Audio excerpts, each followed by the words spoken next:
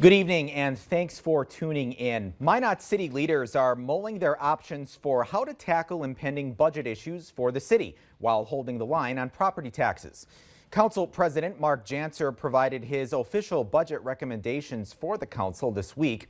Janser is recommending the council adopt a hybrid compensation plan for employees, dedicating $250,000 in savings to the ND PERS firefighter pension plan for sworn officer employees, allocating $100,000 to the city police budget for recruiting efforts, reducing the general fund budget by the remaining savings of $70,000, and not adding an HR position, which would effectively save $85,000.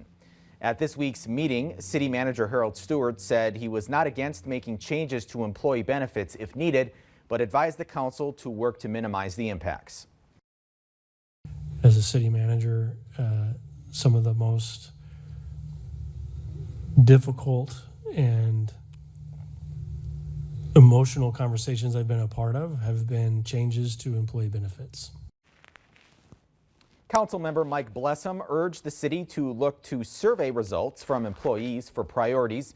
Stewart said wages were a top factor. Staff would say prioritize both, right? High wages, high benefits. I think we understand that. But we do those surveys for a reason. And so what can we understand about what staff are looking for and how do we make sure that they feel that they're being taken care of while we balance the budget the way we need to?